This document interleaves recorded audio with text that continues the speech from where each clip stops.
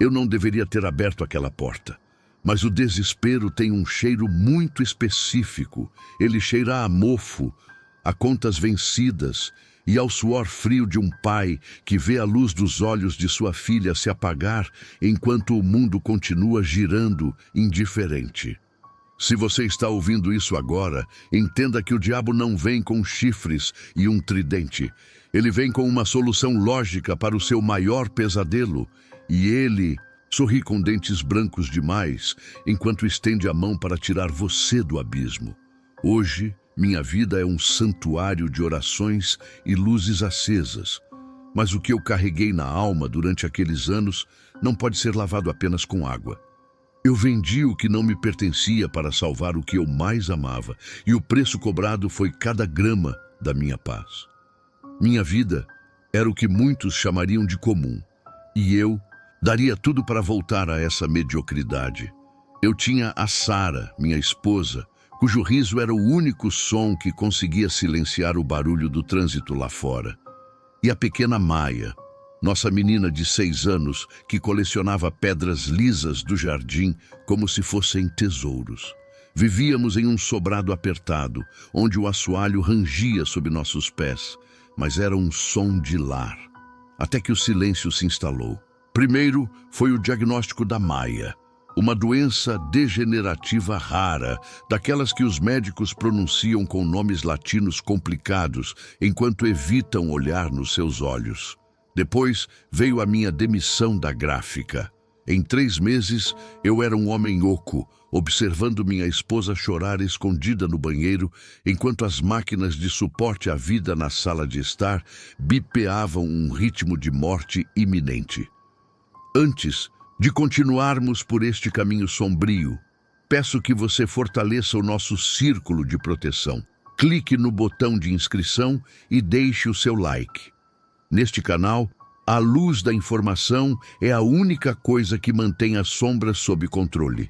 E, por favor, escreva nos comentários de onde você está assistindo ou ouvindo este relato agora.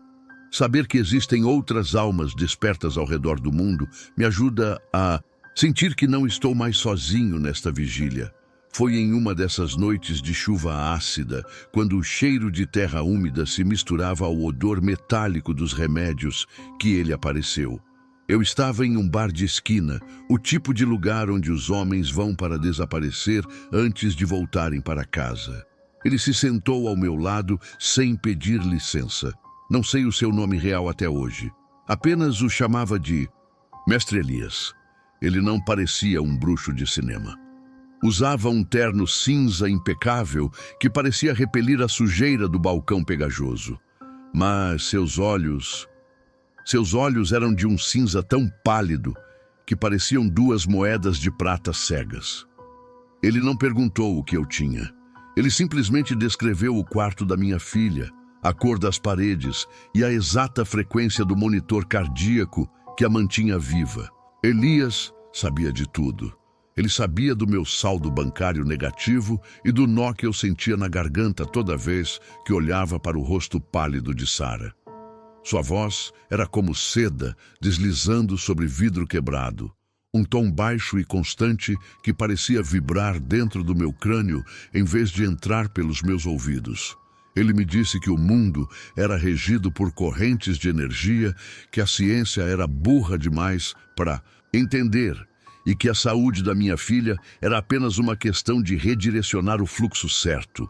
Ele não pediu dinheiro. Ele pediu atenção. Naquela noite, sob a luz amarelada e trêmula do bar, ele me entregou um pequeno amuleto de osso, esculpido com símbolos que pareciam se contorcer se você olhasse por tempo demais, e me deu o endereço de um galpão nos arredores da zona industrial.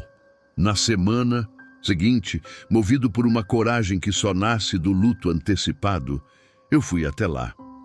O ambiente era impregnado por um cheiro pesado de incenso barato, couro velho e algo que lembrava carne levemente passada do ponto.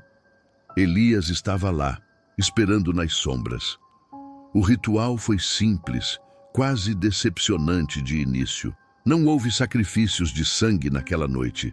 Apenas palavras em uma língua que fazia minha língua formigar e meu estômago embrulhar. Ele me fez queimar uma fotografia da Maia em um braseiro de cobre, enquanto eu repetia que aceitava a tutela das forças que regem o equilíbrio. Eu voltei para casa sentindo-me um idiota, um homem desesperado, que tinha caído no conto de um charlatão. Mas ao abrir a porta de casa, o bip do monitor cardíaco tinha parado. Meu coração disparou. Eu corri para a sala, esperando encontrar o pior, mas o que vi me paralisou no batente da porta. Maia estava sentada na cama, a cor voltando às suas bochechas, segurando uma de suas pedras de estimação. Sara estava de joelhos, chorando, mas desta vez era de uma alegria histérica. Os médicos chamariam de milagre, de remissão espontânea. Eu sabia o que era. Era o sucesso. Naquela noite a euforia era tão grande que eu ignorei o pequeno detalhe que deveria ter me feito fugir. Enquanto eu abraçava minha filha, senti algo estranho. A pele dela, antes quente e macia, estava anormalmente fria, quase como se eu estivesse tocando o mármore de uma estátua. E quando ela olhou para mim e sorriu, percebi que o reflexo nos olhos dela não era o da lâmpada da sala, mas algo escuro, uma sombra que parecia acenar para mim lá de dentro, sussurrando que a conta, embora ainda não apresentada, já estava sendo escrita em um livro que eu jamais poderia fechar. A euforia de um milagre é a droga mais perigosa que existe. Ela cega você para as letras miúdas do contrato. Nos dias que se seguiram, eu vivi em uma espécie de transe de gratidão. Maia não apenas se recuperou, ela parecia ter uma energia inesgotável. O dinheiro também começou a fluir de formas inexplicáveis. Um antigo processo trabalhista que eu já dava como perdido foi encerrado com um acordo astronômico. Um tio distante faleceu e me deixou um imóvel. Em menos de um mês, saímos do sobrado mofado para uma casa ampla, com jardim e muros altos. Sara sorria de novo, mas era um sorriso que não alcançava mais o fundo dos seus olhos. Ela parecia estar sempre em alerta, como um animal que sente a chegada de uma tempestade antes do primeiro relâmpago. Foi nesse cenário de falsa bonança que o mestre Elias reapareceu. Não no bar, nem no galpão, mas dentro do meu novo escritório, às 3 da manhã. Eu não o ouvi entrar. O cheiro de couro velho e carne passada simplesmente se materializou atrás de mim. Ele não deu parabéns pela nova vida. Ele apenas colocou uma pequena caixa de madeira sobre a minha mesa e disse que o fluxo precisava ser alimentado. A primeira tarefa foi ridícula de tão simples, o que me deu uma falsa sensação de alívio. Ele queria que eu pegasse uma mecha de cabelo de uma criança desconhecida e a colocasse dentro daquela caixa, junto com um punhado de terra de cemitério colhida exatamente à meia-noite de uma terça-feira. Eu racionalizei. Pensei comigo mesmo. É apenas uma superstição boba de um velho excêntrico. O que é um pouco de cabelo perto da vida da minha filha? Eu fiz. Subornei um funcionário de uma barbearia infantil. Pulei o muro de um cemitério local e entreguei a caixa. Mas o mundo ao meu redor começou a entortar. A lógica começou a falhar onde o sobrenatural decidia fincar suas garras. Os objetos na nossa nova casa começaram a ganhar vida própria, mas de um jeito sutil e cruel. Eu deixava as chaves na mesa da cozinha e as encontrava dentro da geladeira. Os quadros na parede amanheciam levemente inclinados para a esquerda. Todos eles no mesmo ângulo exato. E havia o som. À noite, quando a casa deveria estar em silêncio, eu ouvia o som de algo pesado sendo arrastado no sótão. Quando eu subia para verificar, encontrava apenas poeira e as velhas caixas da mudança. Mas a temperatura lá em cima era tão baixa que minha respiração formava névoa no ar, mesmo no auge do verão brasileiro. Maia também estava mudando. Minha doce menina, que antes colecionava pedras, agora tinha um novo hobby. Eu a encontrei no jardim, sob o sol do meio-dia, arrancando as pernas de uma fileira de formigas com uma precisão cirúrgica. Ela não chorava, não ria, apenas observava o sofrimento dos insetos com uma curiosidade fria. Quando eu a chamei, ela se virou, e por um segundo o rosto dela pareceu esticado, como se a pele fosse um tecido fino demais para o que quer que estivesse por baixo. O mestre disse que o equilíbrio exige perdas, papai. Ela sussurrou, com uma voz que não parecia ter saído de uma garganta de 6 anos. Você já deu a sua perda de hoje? O pânico começou a se tornar meu companheiro constante. Tentei falar com Elias e implorar para que parássemos por ali. Eu já tinha o dinheiro, a saúde dela estava firme, eu não queria mais nada. Encontrei-o no mesmo galpão, mas o ambiente agora estava diferente. O teto parecia mais baixo, as sombras nas paredes se moviam independentemente das fontes de luz. Elias me olhou com aquele olhar de moedas de prata e riu. Foi um som seco, como folhas mortas sendo esmagadas. Ele me explicou que eu não era um cliente. Eu era um zelador. Eu tinha aberto um portal de dívidas que não se fechava com dinheiro. As tarefas começaram a escalar. Ele me ordenou que eu contaminasse a água da caixa d'água de uma igreja, vizinha com um líquido negro e viscoso que fedia a podridão. Depois, exigiu que eu enterrasse fotos de amigos próximos em covas rasas, amarradas com fita preta e espinhos de laranjeira. Eu via meus amigos adoecerem, perdendo empregos, casamentos desmoronando, e eu tentava me convencer de que era coincidência. O mundo é caótico, eu dizia a mim mesmo, enquanto tomava doses generosas de uísque para conseguir dormir. Pessoas ficam doentes o tempo todo, não é culpa minha. Mas a noite não perdoava a minha mentira. Eu acordava com a sensação de mãos invisíveis apertando meu pescoço, e o cheiro de enxofre era tão forte que eu chegava a vomitar. A degradação moral é como uma areia movediça. Quanto mais você luta contra a realidade do que está fazendo, mais fundo você afunda na conivência. Sara parou de dormir na nossa cama. Ela dizia que eu cheirava a algo que estava morrendo. Ela passava as noites no quarto de hóspedes com a porta trancada por dentro e um terço nas mãos. Eu a via definhar, perdendo peso, os olhos fundos e escuros, enquanto Maia brilhava com uma vitalidade sobrenatural, saltando pela casa como se estivesse possuída por uma alegria maligna. A casa já não era mais... Nossa! As distorções visuais tornaram-se físicas. Eu olhava no espelho e não via meu reflexo, mas uma versão descarnada de mim mesmo, com os olhos costurados. As paredes da sala pareciam pulsar como se houvesse um coração gigante batendo atrás do reboco. E o cheiro de mofo, foi substituído pelo cheiro de sangue seco. Então, veio a tarefa que destruiu qualquer vestígio da minha humanidade. Elias apareceu na minha sala durante uma tempestade que sacudia as janelas como se quisesse quebrá-las. Ele não estava mais de terno cinza. Ele vestia uma túnica de um tecido que parecia absorver toda a luz ao redor. Ele me entregou uma faca com o cabo feito de um fêmur humano e uma pequena gaiola coberta por um pano preto. A dívida da saúde de Maia está vencendo, disse ele. A voz, agora como um trovão distante.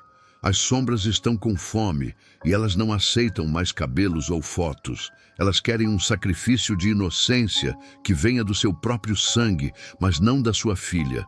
O equilíbrio exige que você tire algo que ame tanto quanto a vida dela. Ele apontou para o andar de cima, onde Sara dormia um sono pesado e medicado. Não, eu solucei, caindo de joelhos. Qualquer coisa menos ela. Leve a minha vida, me mate agora.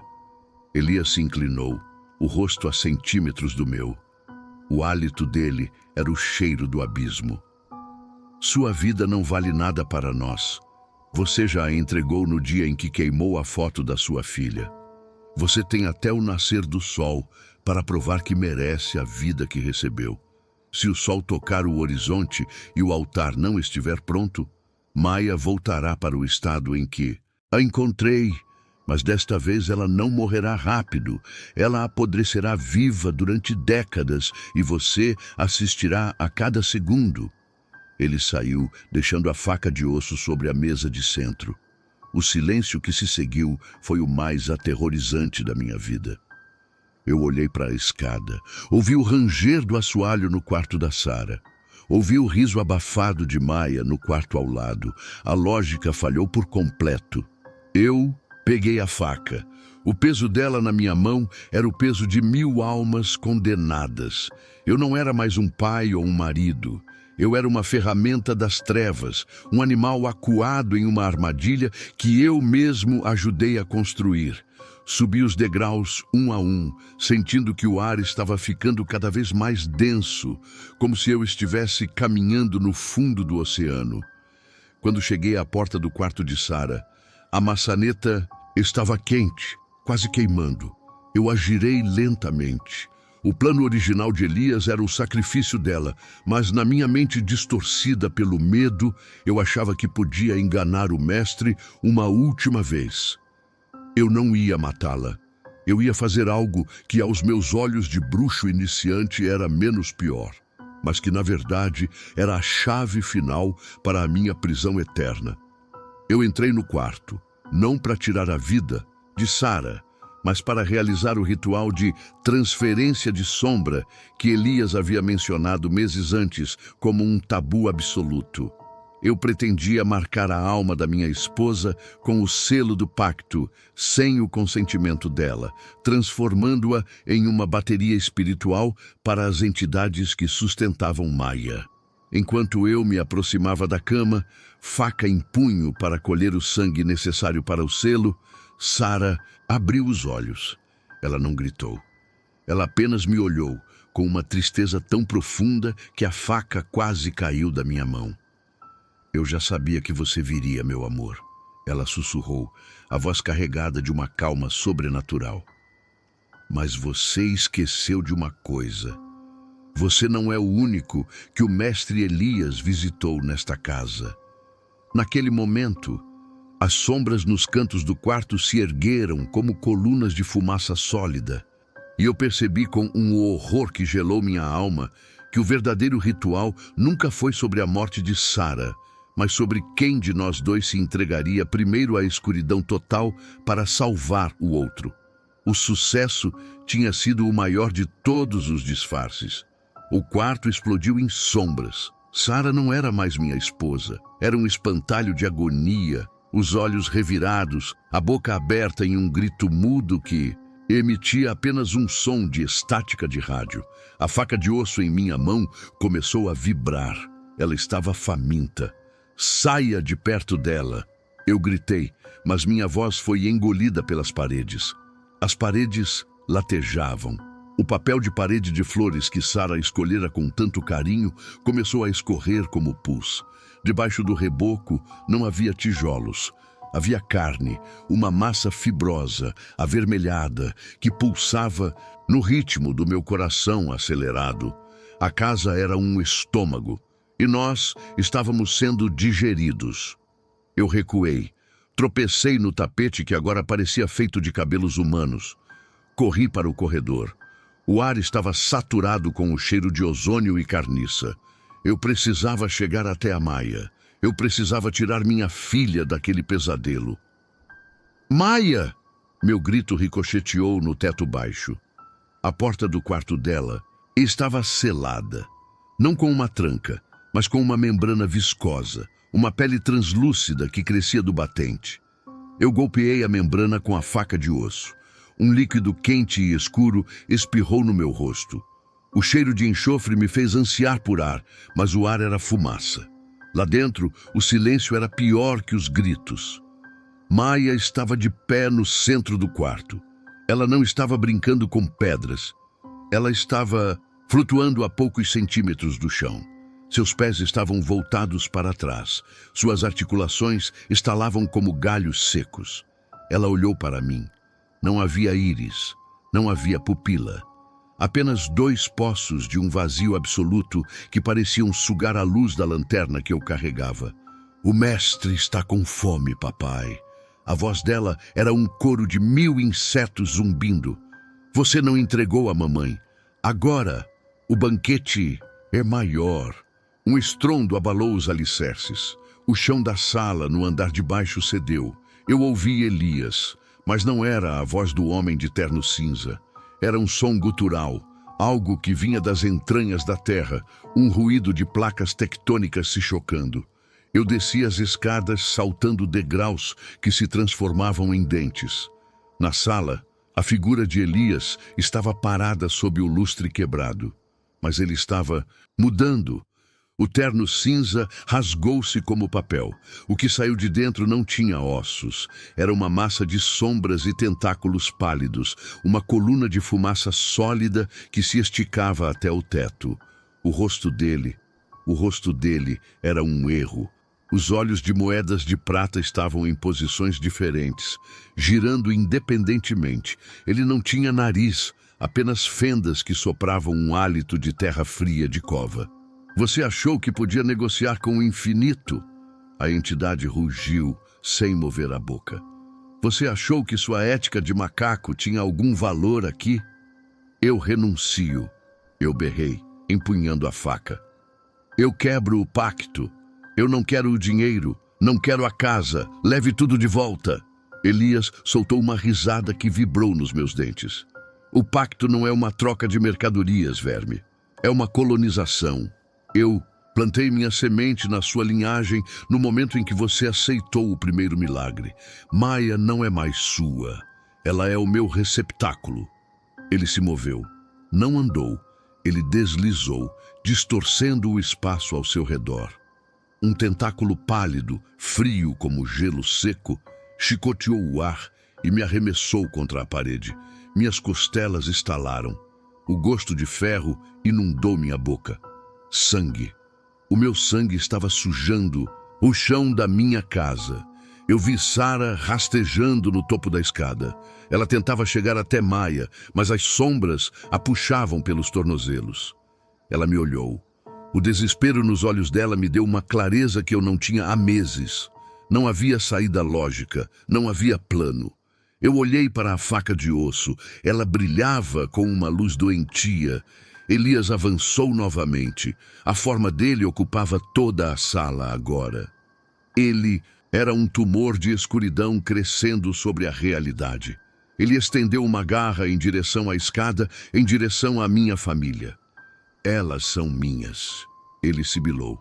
Propriedade eterna da Guerrena. Eu entendi. O erro não foi o pacto. O erro foi achar que eu ainda tinha algo a perder. Eu já estava morto. A partir do momento em que entrei naquele galpão, eu me tornei um cadáver caminhante. E um cadáver não teme a morte. Eu não ataquei Elias. Eu sabia que o metal e o osso não feririam aquela coisa. Eu corri para a cozinha. O chão tentava me segurar, grudando nos meus sapatos como chiclete. Alcancei o registro de gás. Girei-o com toda a força. O som do gás escapando era um sussurro de libertação. Peguei o isqueiro no bolso. Se elas são sua propriedade, Elias, eu disse, cuspindo sangue no chão de carne. Então você vai ter que buscá-las no inferno. Elias parou. Pela primeira vez, vi algo que se assemelhava à hesitação nas suas moedas de prata. Ele sentiu o cheiro do gás. Ele sentiu a minha intenção. Você não ousaria, ele rosnou, a voz tremendo. Você as mataria. Eu vou libertá-las de você, respondi. Eu olhei para cima, para Sara.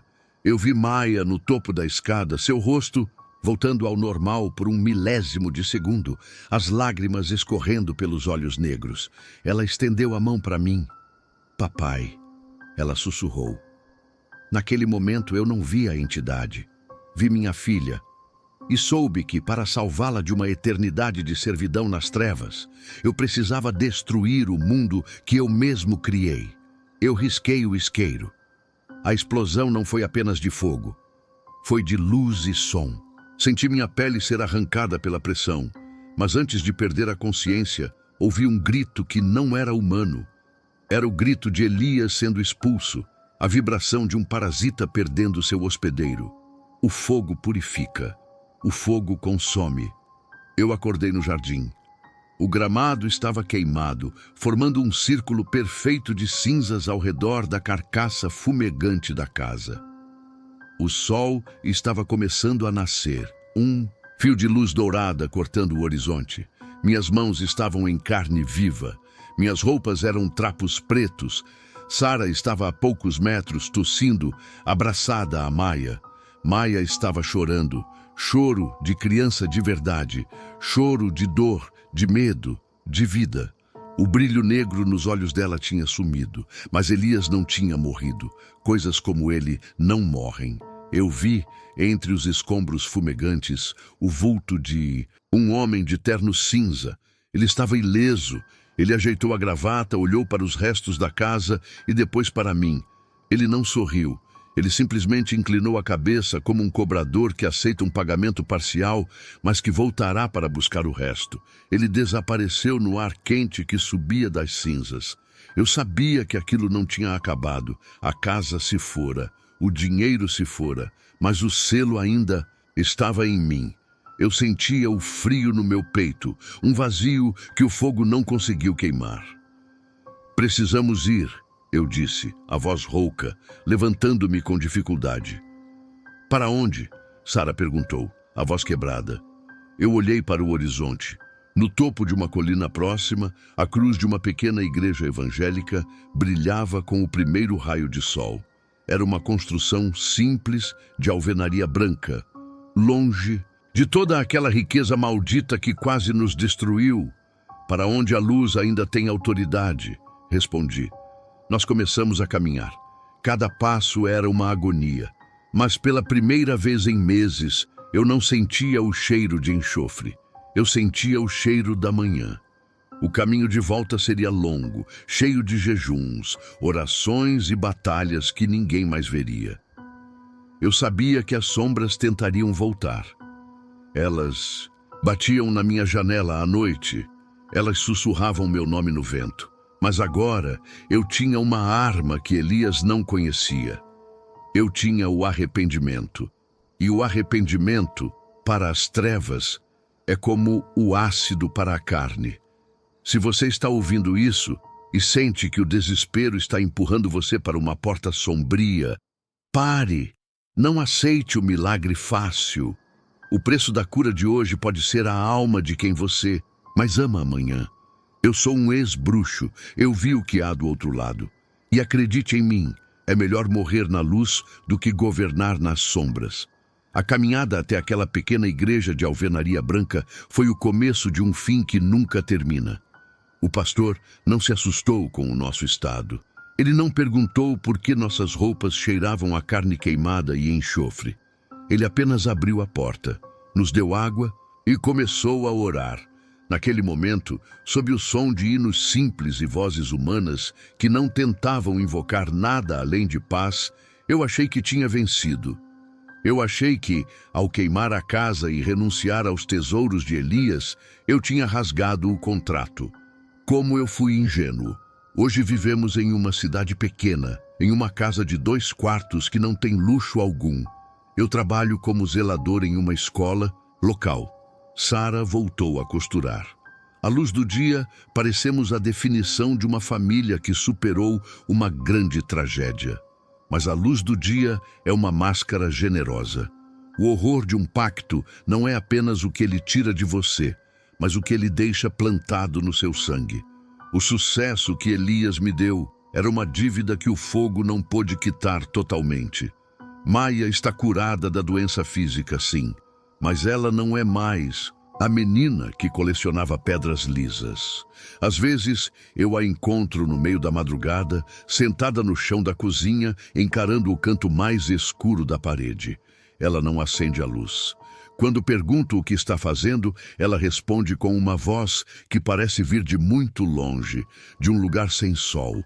Ela diz que está conversando com os amigos do papai. Ela sussurra nomes que não constam em nenhum livro que eu tenha coragem de ler. Azaz, Morax, Bel, nomes que vibram como moscas presas em uma teia. Sara nunca mais foi a mesma. Ela reza o tempo todo. Seus dedos estão calejados de tanto segurar o terço ou as páginas da Bíblia. Mas às vezes eu a vejo olhando para mim com um ressentimento frio, como se ela soubesse que cada fôlego que ela dá foi comprado com uma moeda que eu roubei do inferno. Nós não nos tocamos. Onde minha pele encontra a dela, há um choque de estática fria, uma lembrança de que meu corpo agora pertence a um inventário que não é deste mundo. A marca é permanente. Eu sinto o selo no meu peito, logo acima do coração. Não é uma cicatriz física, mas uma pressão. Nos dias de chuva, o cheiro de ozônio e terra úmida me traz de volta o rosto de Elias, com seus olhos de prata e sua calma absoluta. Eu sei que ele está esperando. Ele não tem pressa. Para uma entidade que mede o tempo em milênios, os 40 ou 50 anos que me restam de vida são apenas um piscar de olhos. Ele sabe que no final, cada célula do meu corpo voltará para o solo. E o solo que eu pisei durante o ritual foi marcado. O que as pessoas não entendem sobre o ocultismo é que não existe ex-bruxo. Por completo, você pode parar de praticar, pode queimar os livros, pode se banhar em água benta todos os dias, mas você nunca deixa de ser alguém que foi visto pela escuridão. E uma vez que as sombras aprendem o seu nome, elas nunca param de sussurrá-lo. Eu olho para minha filha agora, enquanto escrevo isso. Ela está brincando no jardim, mas ela não está brincando como as outras crianças. Ela está enterrando pequenos pássaros mortos em um círculo perfeito, exatamente como o círculo de cinzas que restou da nossa mansão. Ela olha para mim e sorri. É um sorriso de criança, doce e inocente, mas por trás da íris dela eu vejo algo se movendo. Uma sombra que acena, uma sombra que me lembra que eu não a salvei. Eu apenas mudei o dono da sua coleira. Eu fecho as cortinas todas as noites antes do pôr do sol. Eu instalei 3 trancas em cada porta, mas eu sei que as trancas são para os homens. Para o que eu trouxe para dentro da minha linhagem, as portas são apenas sugestões. Eu vivo em um estado de vigília eterna, esperando o dia em que o terno cinza aparecerá no final do meu corredor mais uma vez. Não para pedir uma tarefa, mas para levar o que restou do pagamento. Minha vida é uma fachada, uma casa bonita construída sobre um cemitério de segredos. E o pior de tudo é saber que eu faria tudo de novo. O amor é a ferramenta que o diabo usa para nos prender, porque ele sabe que por aqueles que amamos estamos dispostos a nos tornar monstros. Agora eu quero que você pare um momento, olhe ao seu redor. Que horas são aí agora? O relógio marca aquele período da noite onde o silêncio começa a ficar pesado demais. Você já sentiu, em algum momento durante este relato, que a temperatura do quarto caiu alguns graus sem explicação? Ou talvez tenha tido a impressão de que algo se moveu no reflexo da sua tela ou no canto do seu olho. A escuridão é oportunista. Ela viaja através de palavras, através de frequências, através do medo de quem ouve. Enquanto eu contava a minha história, eu senti a pressão no meu peito aumentar. Eu senti o cheiro de enxofre invadir este quarto mais uma vez. E se eu sinto isso aqui, é porque a porta foi aberta. E talvez ela tenha se aberto aí também. Comente aqui embaixo exatamente o horário em que você terminou de ouvir este relato. Diga-me se sentiu alguma presença estranha ou se ouviu algum ruído na sua casa que não deveria estar lá. Não ignore o seu instinto. Às vezes, o que achamos ser apenas imaginação é apenas o mestre Elias verificando se há novos nomes para adicionar à sua lista. Mantenha as luzes acesas. E, por favor, ore por mim. porque a noite está apenas começando e eu sinto que desta vez ele não veio para negociar. Você está seguro no seu quarto? Tem certeza de que está sozinho? Olhe para trás. Agora.